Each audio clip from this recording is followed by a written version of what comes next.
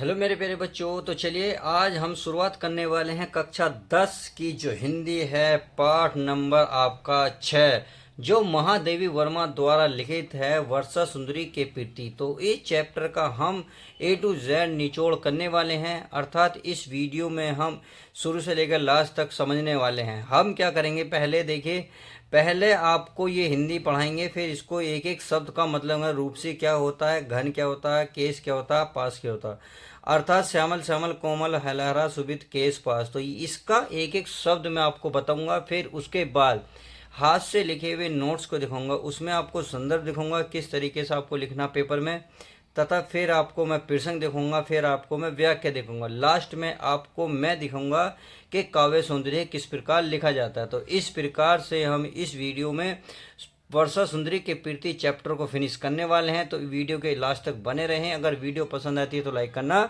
ना भूलें, और हाँ, दोस्तों में ज़्यादा ज़्यादा शेयर करें। तो चलिए शुरुआत करते हैं एक एक पॉइंट के समझने की। तो चलिए देखते हैं, शुरुआत करते हैं।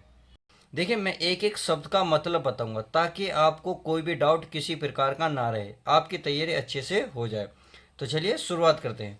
ये कह रहे, रूपसी तेरा घन केश पास, श्यामल श्यामल कोमल कोमल लहराता सुरक्ति केश पास।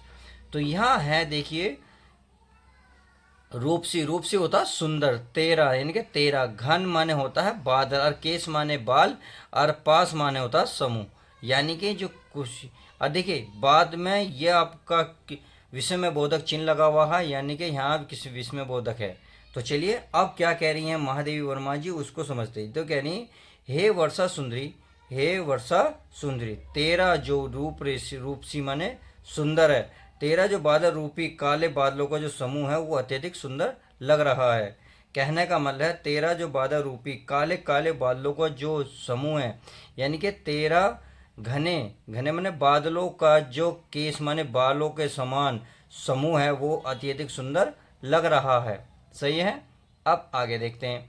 श्यामल श्यामल कोमल कोमल, श्यामल श्यामल का मतलब होता काले काले, और कोमल कोमल माने मुलायम मुलायम, काले काले और मुलायम मुलायम लहराते सुरभित केश पास, लहराते माने लहरा रहे हैं, सुरभित माने सुशोभित या सुंदर, केश पास तो मैंने केश माने अभी बताया था प्यारे बच्चों क्या होता है, बाल, और पास माने बताया था बादल, क्या बताया था, सॉरी, पास बताया था समूह। तो जो है तुम्हारे जो कोमल कोमल और काले काले जो बादल, काले काले जो आपके बाल है, केस माने बाल हैं, उसका जो समूह है सुशोभित, सुरभित माने सुशोभित हो रहा है, अच्छा लग रहा है, लहराता लहराता वो अच्छा लग रहा है। क्या बात समझ में आ गई? या आप ये ऐसे कह सकते हैं कि कोमल काले और सुगंधित जो बाल हैं हवा में लहरा रहे हैं, जो कि बहुत अच्छे लग रहे हैं। काले और कोमल जो तुम्हारे अच्छे समूह हैं, या केस केस के पास यानी कि बालों का जो समूह है वो बाल लहराता हुआ अच्छा लग रहा है। सही है। अब चलिए आगे देखते हैं। आगे आप ऐसे भी देख लेते हैं। आगे हमारे ये रहा सामने। अब ये रहा, नव गंगा की रच धार में धो आई क्या इन्हें रात, कंपित हैं तेरे सज्जल अंग, सिहरा सा तन है शहरत स्नात। तो चलिए, नव गंगा, नव गंगा कहते हैं आकाश गंगा की रचत धार में, रजत धार कहते हैं चांदी के समान, उजली धारा जल धारा, यानी कि चांदी के समान जो जल धारा है उसमें, यानी कि आकाश गंगा की जो जल, आकाश गंगा की जो क्या चांदनी के समान रूप जल धारा है, धो आई हो क्या उन्हें रात में, यानी कि उन्हें क्या रात में धोकर आई हो, आकाश गंगा की जल धारा के जो हमारी क्या है, आकाश गंगा की जो चांदी के समान धारा है उसमें क्या तुम इन्हें धोकर आई हो, क्योंकि कंपित हैं तेरे सज्जल अंग, कंपित माने कंपन, या आज ठिठर रहे हैं तेरे सज्जल अंग, सज्जल होते हैं जल से युक्त यानी कि जल से भीगे हुए अंग, जल से भीगे हुए अंग तेरे कंपित हो रहे हैं यानी कि हिल रहे हैं, कंपन हो रहे हैं। तथा सेहरा सा है तन तेरा, ये सेहरा सा है, सदेशनाथ, सदेशनाथ होता है प्यारे बच्चों अभी अभी नहाया हुआ, यानी कि जो बिल्कुल फ्रेश होता है, जो नहाया हुआ होता है उसे कहते हैं सेहसा, और सेहसा होता है रोमांचित, रोमांचित तन है स्नान, यानी कि अभी अभी तुम नहाकर आई हो, जो तुम्हारा तन जो है रोमांचित हो रहा है और कंपन हो रहा है तेरे जल से भीगे हुए अंग। सही है। ये कैसे कहेंगे कि तेरे जो जल से भीगे हुए अंग हैं उसके कारण कंपित हो रहा है, सेहरा सा है तेरा सजाद, अभी अभी क्या तुम नहाकर आई हो जिससे तुम्हारा रोमांचित शरीर हो रहा है। अब आगे देखते हैं, आगे क्या कह रहा है। ये कह रहा है भीगी पलकों से, भीगी पलकों से चूती बूंदों कर विविध लाश, भीगी पलकों से, भीगी, देखिए पलकों होते बाल, मैंने केस भी बाल बताए थे और पलकों भी होते हैं बाल। बाल यानी कि भीगे बालों के छोरों यानी कि किनारों से चूती बूंदे, यानी चूती माने टपक रही हैं बूंदे, कर विविध लाश, अब विविध होता है अनेक प्रकार से, अल्लास होता है प्यारे बच्चों नृत्य या नाच करते हुए, यानी कि बूंदे टपक रही हैं और विविध प्रकार के नाच या नृत्य कर रही हैं। भीगी पलकों के छोरों से, यानी कि जो भीगी हैं बाल जो तुम्हारे उनके छोरों से जो बूंदे टपक रही हैं, ऐसा लग रही है, यानी कि ऐसा लग रहा है अनेक प्रकार से नृत्य कर रही हैं या नाच कर रही हैं।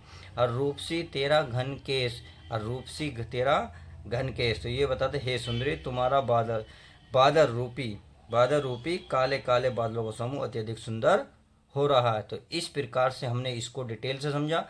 अब चलिए हाथ से लिखे हुए नोट्स को समझते हैं ताकि आपको नोट्स बनाने में कोई दिक्कत ना हो। तो देखिए ये रहा, आपको रूपसी तेरा बीच में डेड डैश लगा देना, लास्ट में केस पास लिखना, सही है। अब संदर्भ देख लेते हैं। संदर्भ है प्रस्तुत पद्यांश हमारी पाठ्य पुस्तक हिंदी के काव्य खंड में संकलित एवं महादेवी वर्मा द्वारा रचित वर्षा सुंदर के प्रीति नामक पाठ से लिया गया है। अगर प्रसंग की बात की जाए तो ये प्रसंग है, प्रस्तुत पद में कवयित्री ने वर्षा को सुंदर नायिका के रूप में चित्रित किया हुआ है, सही है। अब व्याख्या देख लेते हैं। व्याख्या है कवयित्री वर्षा सुंदरी को संबोधित करती हुई कहती हैं कि हे वर्षा सुंदरी, तेरा बादल रूपी काले काले बादलों का जो समूह है अत्यधिक सुंदर है। तुम्हारे कोमल काले और सुगंधित बाल हवा में लहरा रहे हैं जो कि बहुत अच्छे लगते हैं। तात्पर्य यह है कि वायु से लहराते हुए बादल ही तुम्हारे सुंदर बाल हैं। कवयित्री पूछती हैं कि हे वर्षा सुंदरी, क्या तुम अपने इन बालों को रात में आकाश गंगा की चांदनी के समान उजली जलधारा में धोकर आई हो, यानी कि आकाश गंगा जो चांदनी रूपी है जलधारा उसमें धोकर आई हो, क्योंकि तुम्हारे संपूर्ण अंग जल में भीगे होने के कारण शीत से कांप रहे हैं। तुम्हारे रोमांचित और सिहरते शरीर को देखकर ऐसा प्रतीत होता है कि जैसे तुम अभी स्नान करके आई हो, क्योंकि तुम्हारे भीगे बालों से जल की बूंदें नृत्य करती हुई सी नीचे टपक रही हैं। हे वर्षा सुंदरी, तुम्हारे बादल रूपी घने बादलों का समूह बहुत ही सुंदर प्रतीत हो रहा है। तो सौरभ भीना भीना सा, देखिए पहले मैं इसको पहले एक एक पद्यांश को पढ़ूंगा, फिर हाथ से लिखे हुए नोट्स को मैं अच्छे से दिखाऊंगा, ताकि अभी तो आप समझेंगे केवल समझेंगे, क्योंकि देखो काव्य में क्या होता है, जब दो शब्द होते हैं तो इन शब्दों को मिलाने के लिए आपको अपने पास से दो चार शब्द लगाने पड़ते हैं, जब जाके कहीं एक सेंटेंस पूरा होता है। तो इससे मैं केवल अभी समझाऊंगा, हो सकता है आपकी समझ में नहीं आएगा, तब आप जब नोट्स बनाएंगे मैं नोट्स दिखाऊंगा तो आप नोट्स बनाना, तो आपको अच्छे से एक एक पॉइंट समझ में आ जाएगा। तो चलिए अब हम समझते हैं, पहले समझेंगे फिर हाथ से लिखे नोट्स को देखेंगे। तो अगर सौरभ भीना भीना भीना झीना गीला, लिपटा मृदु अंचल सा दुकूल, चल अंचल से झरझर झरते, पत में जुगनू के स्वर्ण फूल, दीपक से देता बार बार तेरा उज्जवल चितवन विलास, रूपसी तेरा घन केस पास। तो ये हमने समझ लिया। चलिए अब इसको समझते हैं। देखो सौरभ माने क्या होता है, मैं पहले एक एक शब्द को समझा रहा हूँ, पहले आप उसे समझें। सौरभ माने होता सुगंध, और भीना भीना होता पारदर्शी, जिसे कहते हैं भरा हुआ, जो पारदर्शी जिसमें आर पार दिखता हो, भरा हुआ हो। और झीना, झीना होता हल्का या आप कह सकते हो बारीक, सही है। और गीला तो गीला होता ही है। तो ये सौरभ भीना झीना गीला, यानी कि सौरभ सुगंध, पारदर्शी आपका हरा भरा हुआ या पारदर्शी कह सकते हो। और झीना माने बताया था हल्का या बारीक, और गीला। लिपट मृदुल अंजुल सा दुकुल, लिपटा लिपटा हुआ मृदुल, और मृदुल कहते हैं कोमल, कोमल अंजन, अंजन कहते हैं काला सा, यानी कि कोमल और काला सा, दा दुकुल, और दुकुल माने होता दुपट्टा। तो इसकी पूरे की हिंदी आपकी ये निकलेगी कि महादेवी वर्मा कह रही है, हे वर्षा सुंदरी, तुम्हारे शरीर पर सुगंध से भरा महीम यानी कि हल्का गीला और कोमल सुरसे जैसा काला काला रेशमी वस्त्र लिपटा हुआ है। सही है। अब आगे देखते हैं। चल चंचल से झर झर झरते पत में जुगनू के स्वर्ण फूल। अब देखिए यहाँ चल है, चल चल का मतलब है चल रहे हैं। अंचल अंचल अंचल आंचल यानी कि अंचल माने आंचल से झर झर, झर झर का मतलब है झड़ते हुए, झड़ते हुए। अचल माने बता दिया, झड़ते हैं।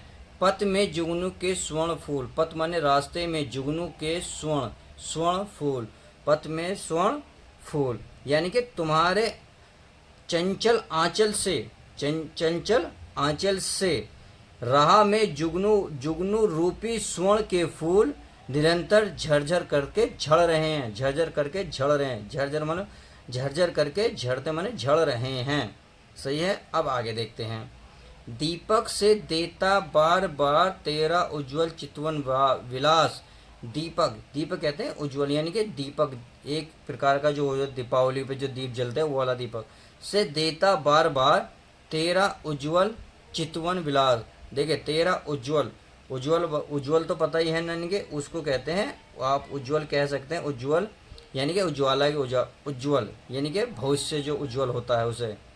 चितवन, चितवन होता है देखना, और विलास माने होता है नजरे, नजरों से देखना। तो इसका मतलब आप देखिए, अब इन शब्दों को मिलाएंगे तो ये निकलेगा तुम्हारा उज्जवल चितवन विलास, अर्थात जो उज्ज्वला है दृष्टि ऐसी लगती है जैसे दूर दूर तक दीपक। तेरा उज्जवल जिला विलास दीपक से देता बार बार, तो यानी कि दूर दूर तक दीपावली के दीपक, दीपक जो जलते हैं, जलने दीपकों की कतार दिखाई देती है। अर्थात आप ये कहें तुम्हारी उज्जवल चितवन विलास दृष्टि ऐसी लगती है जैसे दूर दूर तक दीपावली के जलते दीपकों की कतार दिखाई देती है। रूप सी तेरा घन केश पास, यानी कि इसका मतलब हे स्वरूप वर्षा सुंदरी, तुम्हारा बादल रूपी केश पास लहरा रहा है। आई होप इतनी बात समझ गए होंगे। चलिए अब हाथ से लिखे हुए नोट्स को अच्छे से देख लेते हैं, ताकि अब आपने इसको समझा। अब हाथ से लिखे नोट्स को देखकर आप अपना नोट्स अच्छे से बना ले। चलिए प्यारे बच्चों, अब इसे भी देख लेते हैं। कह रहा सौरभ भीना, और लास्ट में लिखना है आपको केस पास। सही है। अब देखते हैं। तो संदर्भ आपका क्या रहेगा, पूर्ववर्ती रहेगा। प्रसंग देख लेते हैं। प्रस्तुत पंक्तियों में वर्षा सुंदरी के श्रृंगार का अद्भुत वर्णन किया गया है। आई होप इतनी बात समझ गए होंगे। अब आगे देखते हैं। आगे है आपका व्याख्या। तो व्याख्या में कवियत्री कहती हैं, यानी कि जो लेखिका हैं महादेवी वर्मा कह रही हैं कि हे वर्षा रूपी नायिका, इनके हे वर्षा रूपी सुंदरी, तुमने बादलों के रूप में एक सुगंधित पारदर्शक, पारदर्शक मैंने बताया था ना बारीक, कुछ गीला एवं हल्के काले रंग का झीना रेशम वस्त्र धारण कर लिया है। आकाश में चमकने वाले जुगनू ऐसे लग रहे हैं मानो तुम्हारे हिलते हुए आंचल से मार्ग में सोने के फूल झड़ रहे हैं, यानी कि स्वर्ण रूपी जो फूल हैं वो आपके मार्ग में झड़ रहे हैं। बादलों में, आगे देखते हैं। बादलों में चमकती बिजली ही तुम्हारी उज्जवल चितवन है, यानी कि जो उज्जवल चितवन है वो ऐसी लग रही है। जब तुम अपनी ऐसी सुंदर दृष्टि किसी पर डालती हो तो उसके मन में प्रेम के दीपक जगमगाने लगते हैं। अर्थात दीपक भी जो दीपावली पे जो दीपक जलते हैं उसकी तरह वो एक कतार बिल्कुल लग रही है। हे रूपवती वर्षा सुंदरी, तुम्हारी बादल रूपी केश राशि अत्यंत सुंदर है। अर्थात इस वीडियो में जो मैंने आपको इसकी व्याख्या, उम्मीद है ये समझ में आ गई होगी। तो चलिए अब अगली व्याख्या को देख लेते हैं। चलिए अब अगला देख लेते हैं। अगला पद्यांश, अगला पद्यांश क्या कह रहा है, पहले हम इसको पढ़ेंगे, एक एक शब्द को समझेंगे, फिर हाथ से लिखे नोट्स भी देखेंगे। कह रहा उच्च वसित वक्ष पर चंचल है बक पातों का अरविंद हार, तेरे निश्वासे सुभू को बन जाती मलयज बयार, के रव की नुपुर धवनी सुन जगती जगती की मूक प्यास, रूप से तेरा घन पास। तो चलिए इसको समझ लेते हैं। अब मैं एक एक शब्द का मतलब पहले बता देता हूँ। उच्च वसित का मतलब होता है सांस लेना। वक्ष, वक्ष होता है एक छाती पर चंचल है। बक पातों का, और बक माने होता है, देखिए बक माने होता है बगला, यानी कि जो आकाश में उड़ते हुए बगले। और पातों का मतलब होता है पंक्ति का। अरविंद हार, अरविंद हार का मतलब कमल की हार की तरह लग रहा है। तो इसमें जो है वर्षा रूपी सुंदरी हैं, तो उसमें क्या करिए, दीर्घवास के कारण, यानी कि वक्ष, वक्ष स्थल कंपित हो रहा है, यानी कि जो आपकी छाती ऐसी लग रही है, जिसके कारण बगलों की पंक्ति कोमल के पुष्पों की माला चंचल से प्रतीत हो रही है। आई होप इतनी बात समझ गए होंगे। अब देखिए आगे, तेरे निश्वासे छू छू भू को बन बन जाती मया मल यज बयार। तेरी निश्वासे, निश्वासे होते हैं सांस छोड़ना, देखिए उस वजह से सांस लेना, और निश्वासे होता है सांस छोड़ना। तेरी जो सांस छोड़ रही है, छू भूत, छू माने छू जाती है, भूत माने भूमि को, बन जाती मलयज, मलयज माने कि सुंदर, अब बयार माने हवा, हवा सुंदर, मतलब सुंदर हवा बन जाती है।